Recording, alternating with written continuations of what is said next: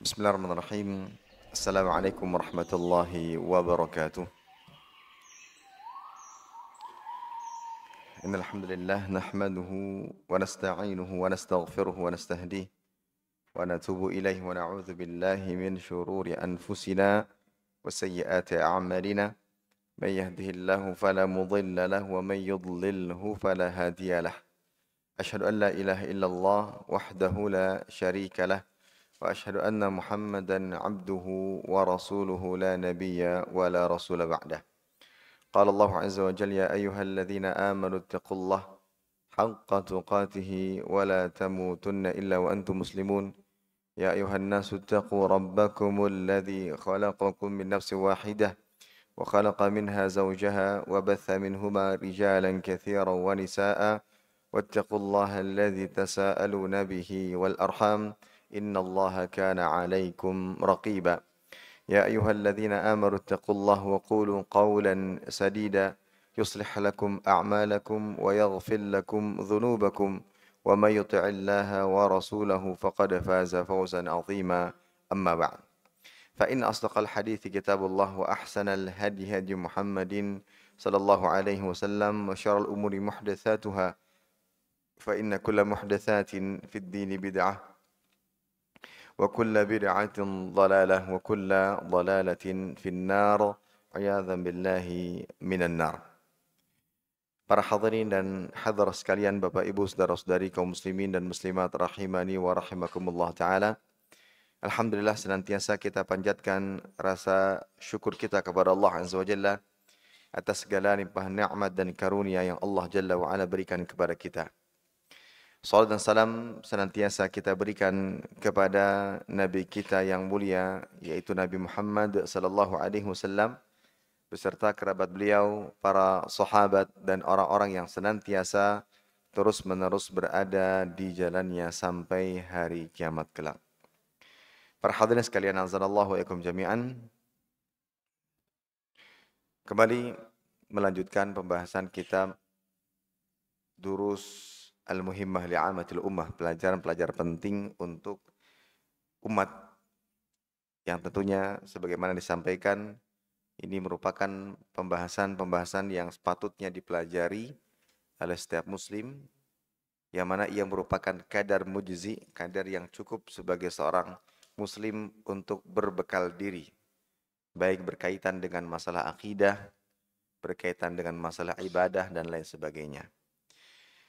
Saat ini kita masih pada pelajaran yang pertama yang perlu kita pelajari bersama, yaitu tafsir surat-surat pendek.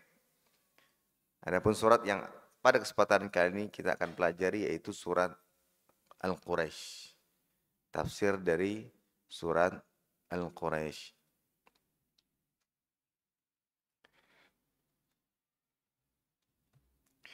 Baik, para hadirin sekalian, azanallahu wa iyakum jami'an.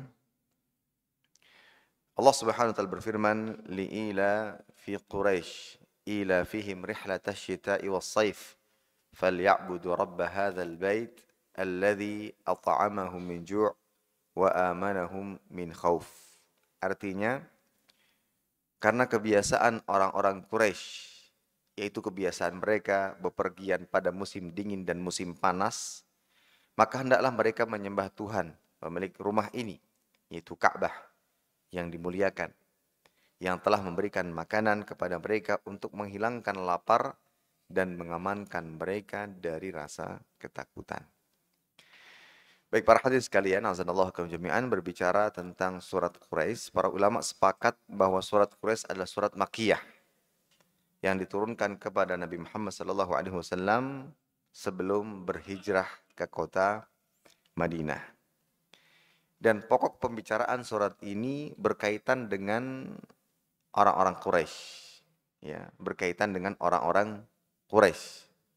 Dan masih erat kaitannya dengan peristiwa yang terjadi sebelumnya, yaitu perang Gajah, di mana Allah Azza wa Jalla menangkan atas orang-orang Quraisy pada saat terjadinya perang Gajah.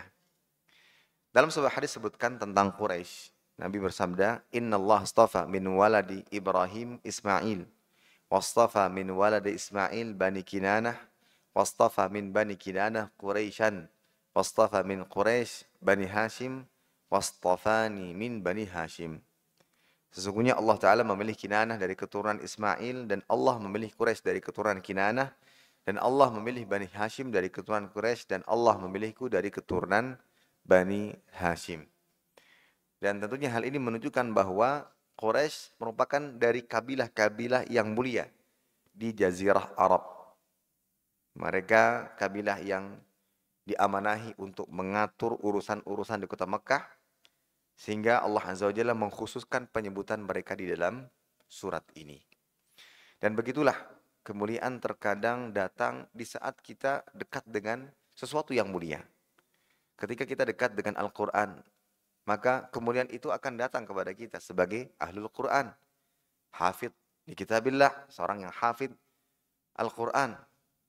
Ketika seorang hamba dekat dengan masjid, ya, maka dia mendapatkan keutamaan dan kemuliaan masjid.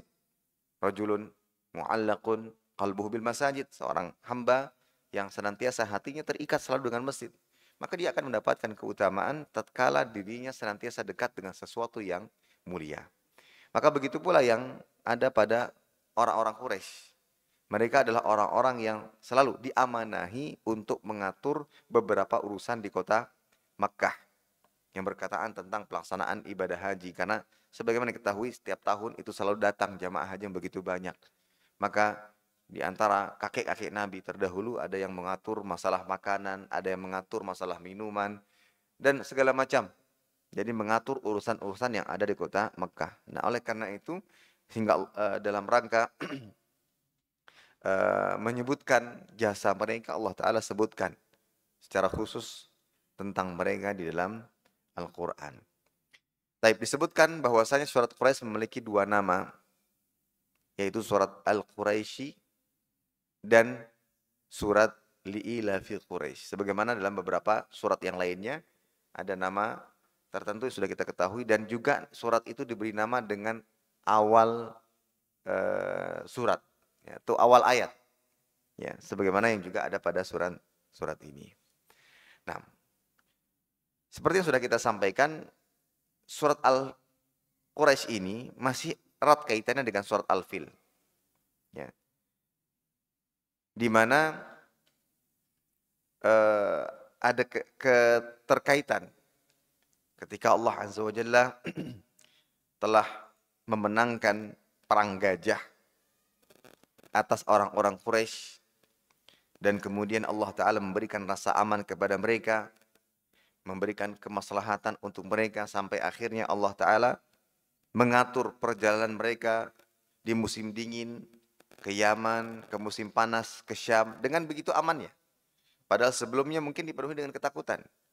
Karena di Yaman itu merupakan tempat tinggalnya gubernur Abraha dan juga rajanya, yang menjadi pencetus terjadi peperangan, perang gajah yang begitu dahsyatnya. Namun dengan karunia dan pertolongan dari Allah Azza wa Jalla, Allah memberikan karunia kepada mereka berupa rasa aman. Allah menangkan peperangan ini, Allah berikan keamanan kepada mereka. Makanya disebutkan pada ayat pertama dan kedua, li'ilafi Quraisy. Orang Quraisy itu punya kebiasaan, yaitu berdagang, bepergian.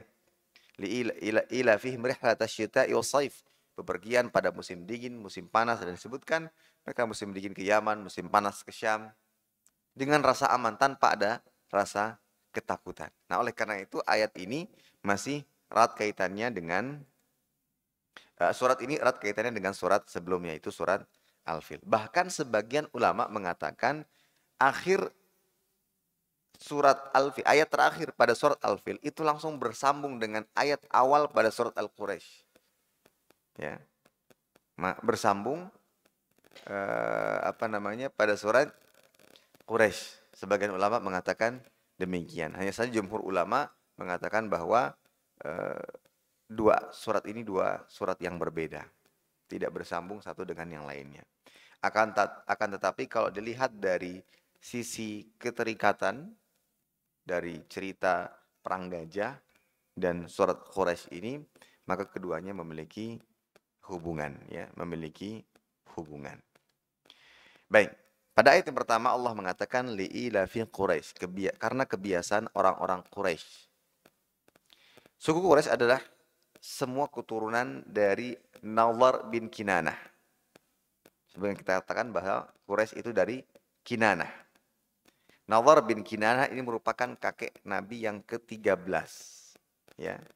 Kalau kita ingat kembali kepada nasab beliau, bahwa nasab beliau itu Muhammad bin Abdullah bin Abdul Muttalib bin Hashim bin Abdi Manaf bin Qusay bin Kilab bin Murrah bin Ka'ab bin Lu'ay bin Ghalib bin Fihr bin Malik bin Nadhr bin Kinanah. Jadi Nadhr bin Kinanah ini adalah kakek Nabi sallallahu alaihi wasallam yang ke-13, yang ke-13. Taib. Sehingga suku Quraisy ini adalah suku yang sangat besar. Dan kala itu kota Mekah dipenuhi dengan orang-orang Quraisy, ya. Orang-orang Quraisy. Maka dari itu mereka lah yang mengatur beberapa urusan-urusan yang ada di kota Mekah. Makna ilaf, liilaf. Nih, pada ayat ini artinya bersatu. Dari kata kerja allafa yu'allifu atau alafa yu'alifu. Atau semakna dengan allafa yu'allifu yang artinya ta'lif atau persatuan. Dan yang dimaksud pada ayat ini adalah tentang persatuan orang-orang Quraisy di kota Mekah. Kemudian dengan sebab itu mereka merasa aman di sana karena adanya persatuan, ya. Karena adanya persatuan. Dan juga di antara kebiasaan mereka senantiasa berdagang, melakukan perjalanan untuk berdagang. Musim dingin ke Yaman, musim panas ke Syam, dan sebagaimana sudah disampaikan tadi. Sehingga makna ayat ini, makna ayat ini adalah ketika Allah Azza wa Jalla telah menghancurkan tentara bergajah, karena dengan keinginan untuk menghancurkan Ka'bah, Allah Azza wa Jalla ingin menjaga persatuan orang-orang Quraisy. Ya. Allah telah, yang pada akhirnya Allah menghancurkan tentara bergajah agar suku Quraisy ini tetap bersatu. Dan melanjutkan apa yang menjadi kebiasaan mereka. Melakukan perjalanan di waktu musim dingin dan musim panas. Sehingga kedua hal ini tidak terputus dari catatan perjalanan hidup mereka. Ya. Dan dengan sebab itu Allah Azza wa Jalla memberikan karunia. Dengan memberikan keamanan, menghilangkan rasa takut. Salah satunya apa yang terjadi? Terjadi pada saat perang gajah, Allah Azza wa Jalla menangkan perangan itu di atas orang-orang Quraisy. Padahal sebagaimana disebutkan, orang-orang Quraisy sama sekali tidak memberikan perlawanan apa-apa. Mereka hanya memiliki sebuah keyakinan bahwa Allah Azza wa Jalla pasti akan memberikan perlindungan. Maka dari itu mereka menyingkir. Mereka mengungsi. Sembari menanti apa yang Allah Ta'ala akan tetapkan dan apa yang Allah Ta'ala lakukan kepada tentara-tentara bergajah. Dan pada akhirnya mereka semua binasa. Nah, ini merupakan karunia yang Allah Jalla wa'ala berikan kepada mereka. Nah, oleh karena itu, pada ayat yang ketiga Allah Ta'ala mengatakan فَلْيَعْبُدُوا رَبَّ هَذَا الْبَيْتِ. فَلْيَعْبُدُوا رَبَّ هَذَا الْبَيْتِ. Oleh karena itu, hendaklah mereka menyembah Rabb pemilik rumah ini, yaitu Ka'bah. Hendaklah mereka menyembah Allah semata dan memurnikan ibadah hanya untuknya. Ya. Ini sebagaimana terangkan oleh Imam atau Syekh Sa'di rahimahullah ta'ala. Dan itu merupakan bentuk rasa syukur. Ketika Allah Azza wa Jalla sudah memberikan kenikmatan, sudah memberikan karunia kepada mereka dengan keamanan, hilangnya rasa takut, yang membuat mereka tetap bersatu sebagaimana kebiasaan yang ada. Dan bagaimana mereka mudah untuk melakukan perjalanan ke Syam, ke Yaman, sebagaimana sudah berjalan sebelumnya. Maka sebagai bentuk rasa syukur tersebut, فَلْيَعْبُدُوا رَبَّ هَذَا الْبَيْتِ. فَلْيَعْبُدُوا رَبَّ هَذَا الْبَيْتِ. Nah, ayat ini juga sebagai penjelas bahwa hanya sekedar dengan meyakini keesaan Allah, meyakini kerububihan Allah Ta'ala, tidak cukup disebut sebagai seorang yang bertauhid. Tidak cukup disebut sebagai seorang yang bertauhid. Oleh karena itu Allah Azza wa Jalla perintahkan mereka untuk menyembahnya. Kalau kita lihat pada dasar keyakinan mereka Mereka menyerahkan urusan Ka'bah, urusan kota Mekah kepada Allah Azza wa Jalla. Dan itu diwakilkan oleh Abdul Muttalib. Diwakilkan oleh Abdul Muttalib. Tatkala terjadi dialog antara Abdul Muttalib dengan Gubernur Abrahah. Ia mengatakan, Ana Rabbul Ibil wa inna lil baiti rabban yamna'uhu. Aku pemilik unta. Unta yang dirampas dan diambil oleh Abrahah. Sementara Ka'bah ini memiliki atau ada pemiliknya yang akan senantiasa menjaganya dan menghalangi siapa saja yang akan menghancurkannya. Itu kan sebuah keyakinan, ya, sebuah keyakinan. Dan itulah yang diyakini oleh orang-orang musyrikin kala itu. Mereka mempunyai keyakinan kerububiyahan Allah Azza wa Jalla. Jadi mereka yakin dengan kerububiyahan Allah Azza wa Jalla. Mereka yang mengetahui pencipta langit dan bumi. Sebagaimana yang Allah Ta'ala sebutkan di dalam surat Yunus ayat 31. Qul man yarzuqukum minas sama' Qul man yarzuqukum minas sama'i wal ard amman yamliku as-sam'a wal absar wa man yukhrijul hayya minal mayyiti wa yukhrijul mayyita minal hayy wa man yudabbirul amr fasayaquluna Allah. Faqul afala tattaqun. Katakanlah siapa yang memberikan rizki kepada kalian dari langit dan bumi. Siapa juga yang memiliki pendengaran dan penglihatan dan siapa yang menghidupkan yang mati yang mati atau mematikan yang hidup. Wa may yudabbirul amr, dan siapa juga yang mengatur segala urusan. Maka ketika mereka ditanya dengan pertanyaan yang demikian, maka mereka akan menjawab Allah Azza wa Jalla. Itulah keyakinan rububiyah. Akan tapi apakah cukup dengan keyakinan tersebut seseorang dikatakan sebagai muwahhid, bertauhid kepada Allah Azza wa Jalla? Maka jawabannya tidak. Maka jawabannya tidak. Nah, oleh karena itu pada ayat ini Allah Ta'ala perintahkan mereka untuk beribadah kepada Allah. فَلْيَعْبُدُوا رَبَّ هَذَا الْبَيْتِ. Rabb hadzal bait. Allah Ta'ala yang memiliki rumah ini, yaitu Ka'bah musyarrafah. Yang telah memberikan keamanan, kenikmatan kepada mereka. Dengan mengalahkan tentara bergajah. Dengan tetap menjaga persatuan dan kesatuan mereka. Sehingga mereka bisa melakukan kebiasaan-kebiasaan yang telah berjalan sebelumnya. Melakukan perjalanan berdagang ke Syam, ke Yaman. Di musim dingin, ke Yaman. Di musim panas, ke Syam. Itu merupakan sebuah kenikmatan. Dan mereka mengakui akan hal itu. Dan buktinya mereka bersandar semua kepada Allah. Oleh karena itu, yang menjadi konsekuensi dari keyakinan tersebut, hendaknya mereka hanya menyembah Allah Azza wa Jalla saja. Maka faedah yang bisa kita ambil dari ayat yang ketiga ini adalah ya tauhid uluhiyah.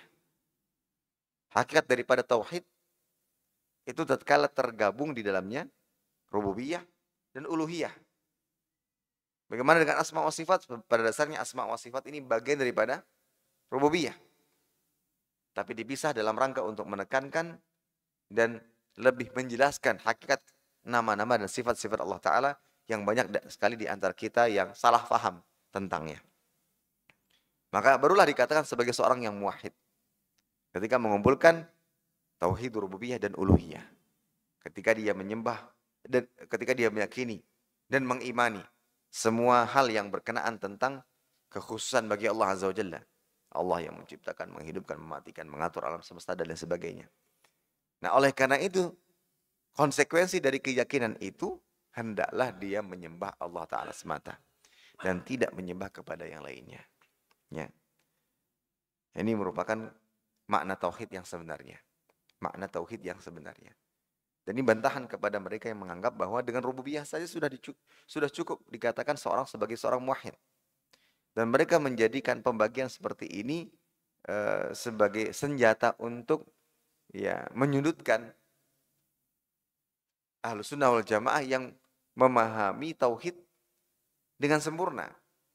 Mereka mengatakan tuh konsekuensi dari mereka membagi-bagi tauhid katanya.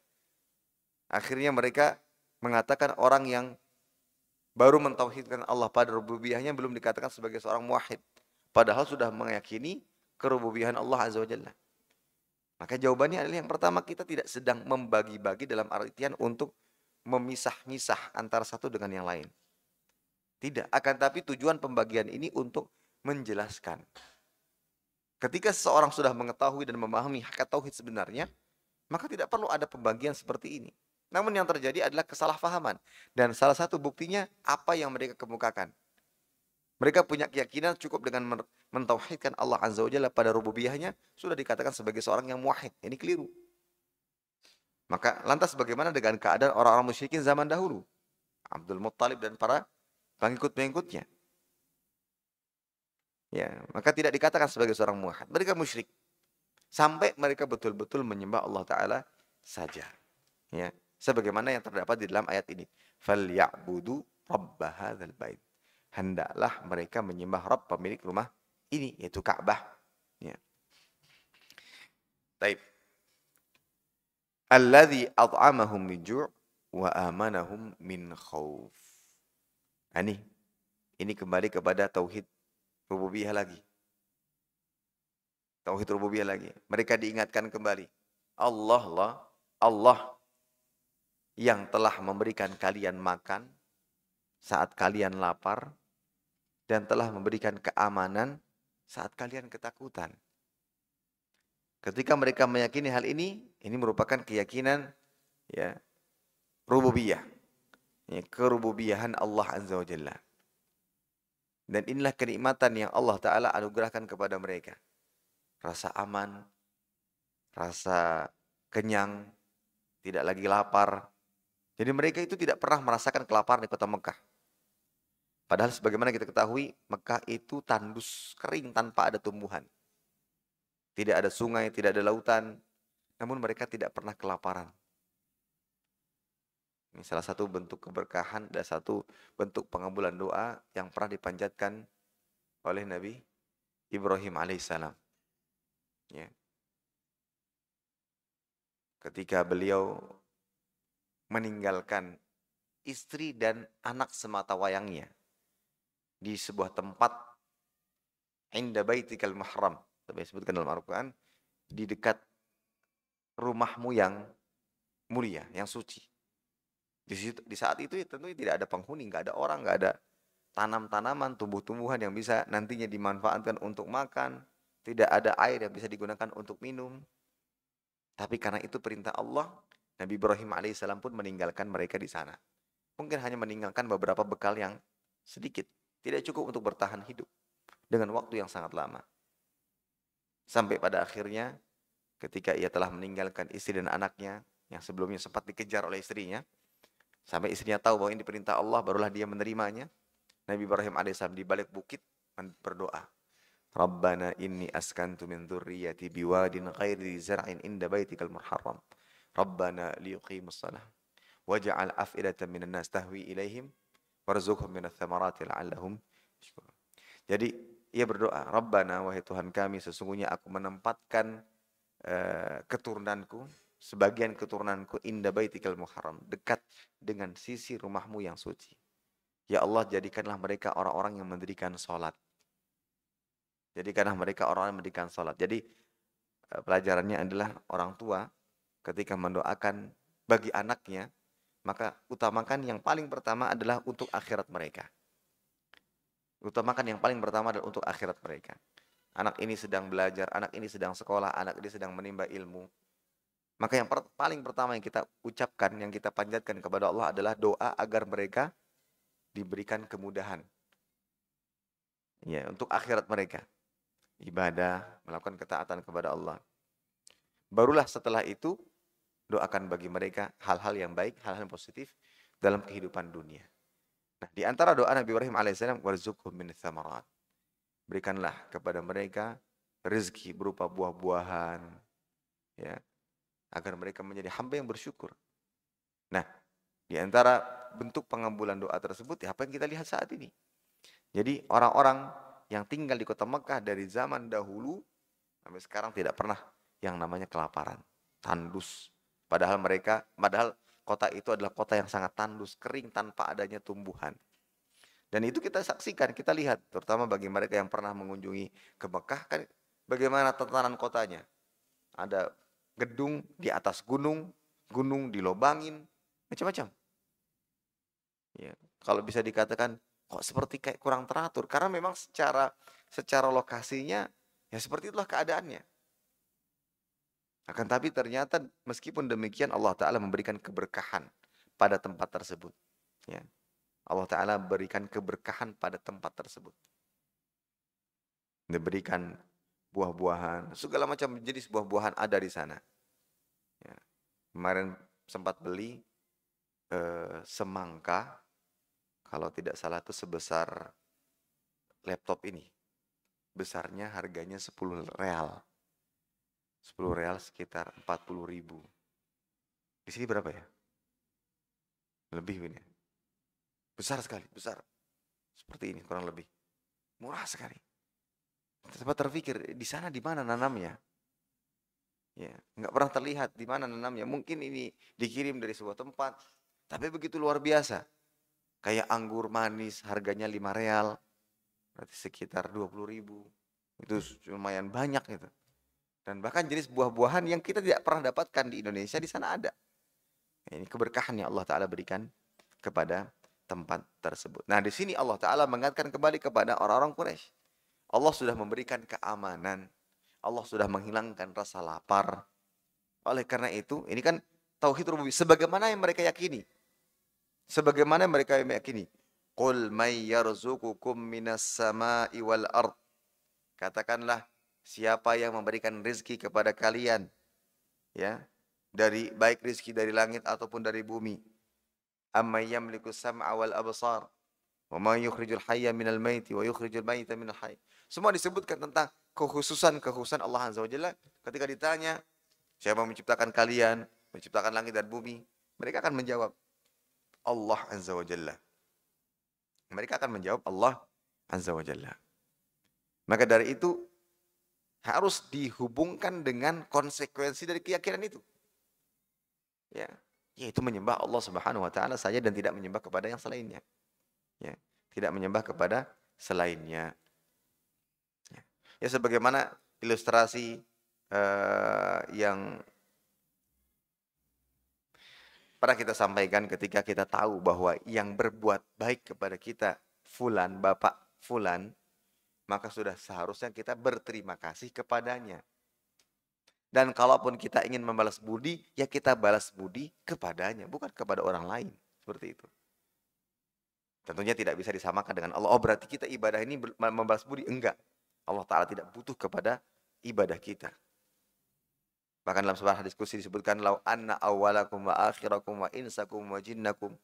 Kalau sekiranya orang yang hidup dari awal sampai dengan akhir, ditambah lagi dengan jin dan manusia berkumpul seluruhnya, fi qalbi rajulin, dalam satu hati seseorang yang buruk. Semuanya buruk misalnya. Itu sama sekali tidak akan pernah mengurangi kekuasaan Allah Azza wa Jalla. Begitu pula ketika seluruh manusia dari laki-laki, perempuan, bangsa manusia, bangsa jin dari pertama kali hidup sampai yang hidup di akhir zaman nanti, semuanya di atas ketakwaan. Itu sama sekali tidak akan pernah menambah kekuasaan Allah Azza wa Jalla. Allah Ta'ala tidak butuh dengan kita. Tapi ini sebagai ilustrasi saja bahwa ada orang yang berbuat baik kepada kita. Maka kepada siapa kita berterima kasih? Ya kepada beliau. Nah, ketika kita ingin balas budi, membalas kebaikan beliau, kepada siapa kita membalas budi? Ya kepada beliau. Kan menjadi aneh. Bapak A yang berbuat baik kepada kita, masa kita berterima kasih kepada B?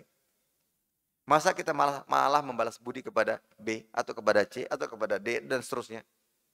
Dan itulah yang terjadi kepada orang-orang yang berbuat kesyirikan. Orang-orang yang meyakini bahwa, oh Allah yang memberikan rezeki, Allah yang menghilangkan rasa lapar, Allah Ta'ala yang menghilangkan rasa ketakutan. Akhirnya membuat mereka senantiasa kenyang, tumbuh-tumbuhan semua tersedia, dan mereka dalam keadaan aman. Luar biasa, di sana aman.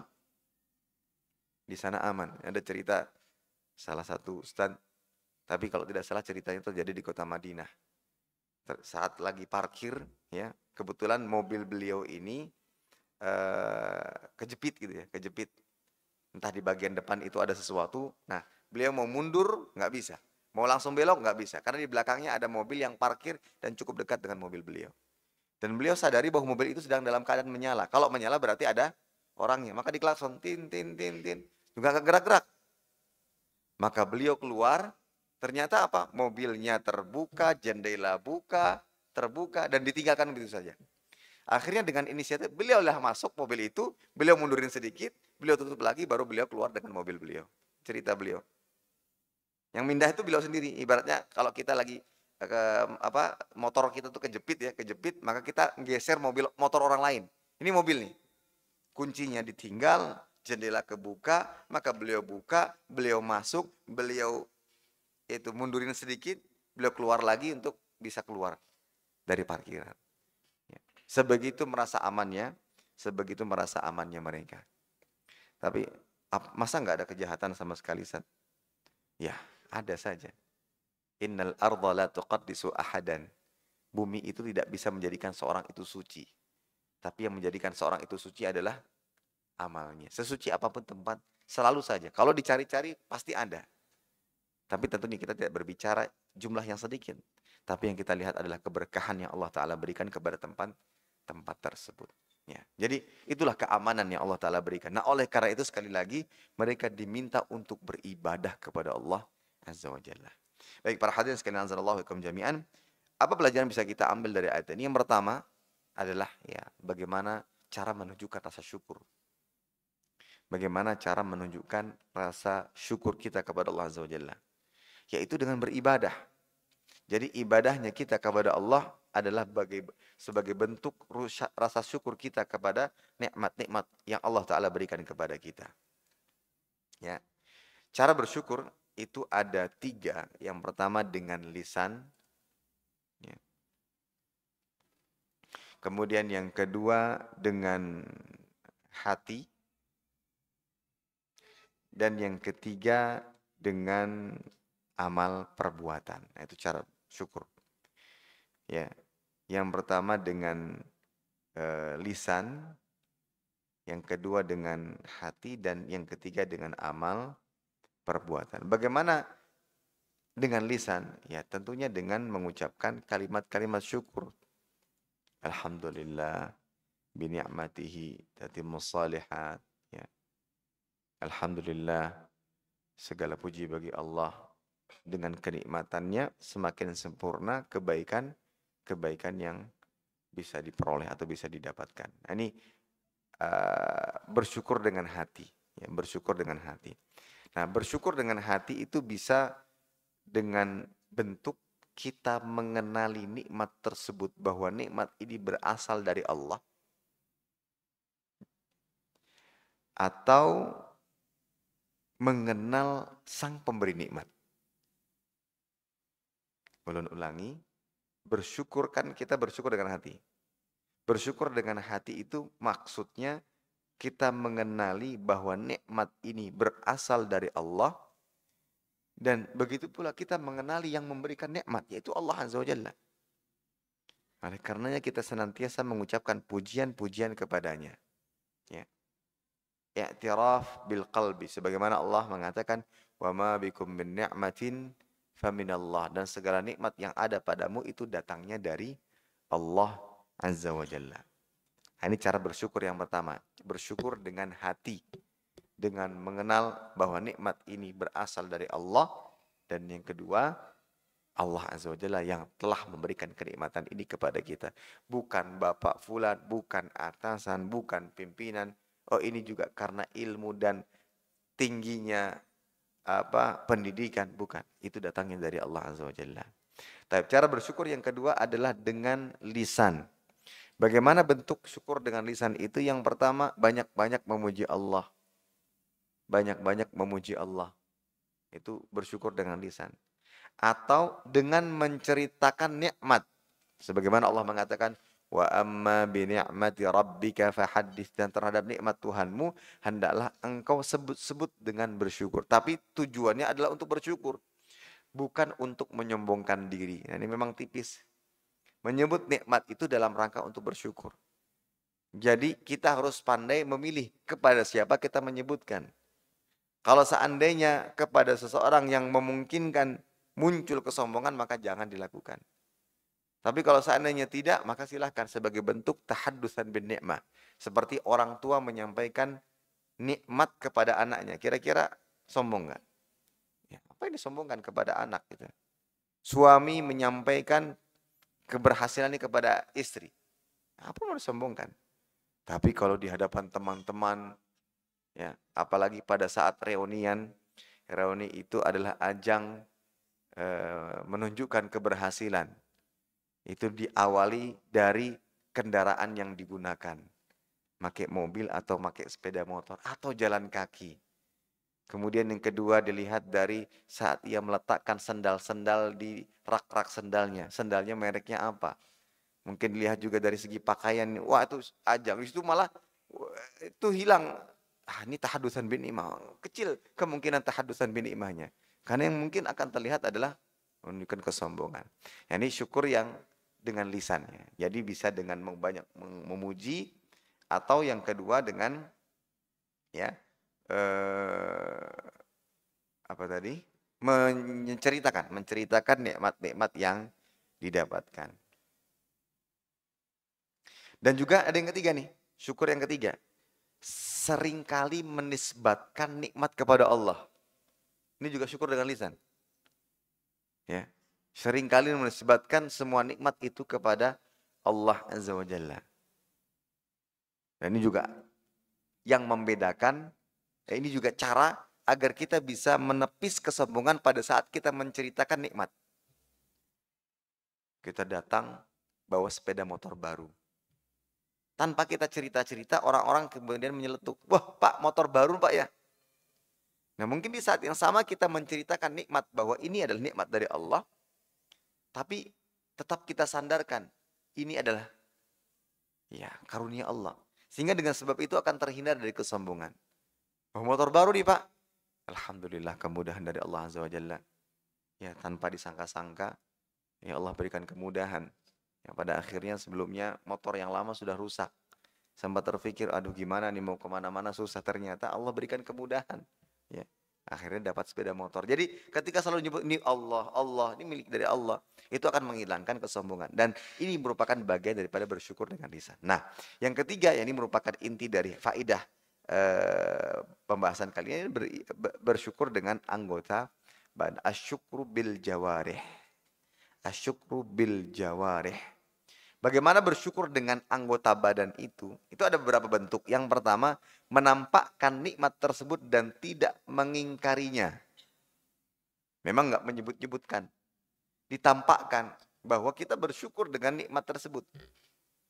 Menampakkan nikmat tersebut dan tidak mengingkarinya. Dalam sebuah hadis disebutkan, ada salah seorang sahabat berkata, itu Nabi SAW fi thawbi dunin. Fi thawbin dunin. Alaka mal? Qala na'am. Qala min ayil mal? Qala qad atani Allah minal ibil wal ghanam wal khayl wal raqiq. Qala fa idza ataka Allah malan falyura atharu ni'matillahi alaik. Jadi ada sahabat yang mendatangi Nabi dengan pakaian yang lusuh. Sampai Nabi bertanya, apakah engkau punya harta? Dia menjawab, iya. Maka Nabi tanya lagi, harta apa saja? Oh saya punya unta, Allah memberikanku unta, Allah memberikanku kambing, Allah memberikanku kuda, dan Allah memberikanku budak. Secara lisan dia sudah bersyukur. Karena menyandarkan nikmat itu kepada Allah Ta'ala. Tapi secara praktek, bajunya tetap lusuh. Gak mau pakai baju yang bagus. Maka apa kata Nabi SAW? Jika Allah memberimu harta, maka tampakkanlah wujud dari kenikmatannya kepadamu. Ya pakailah pakaian-pakaian yang bagus. Gak apa-apa, belilah, beli. Asalkan masih sesuai dengan kadarnya, tidak berlebih-lebihan. Karena ingin unjuk bahwa dia punya uang, akhirnya ulun tuh kalau pakai baju langsung 3, biar orang tahu bahwa ulun tuh pakai baju langsung 3 bisa. Ulun nuker 3 langsung. Nah 3 lapis lah. Nah, baru sombong. Ya kan menunjukkan bahwa dia kalau beli baju itu bisa lebih banyak daripada yang lainnya. Nah ini jadi bersyukurnya adalah menampakkan nikmat tersebut. Yang ketiga, memanfaatkan nikmat tersebut untuk ibadah. Nah, sebagaimana tadi Allah berikan kenikmatan aman, nyaman, maka manfaatkan itu semua dalam rangka menghambakan diri kepada Allah Azza wa Jalla. Baik. Silakan dia mengenal.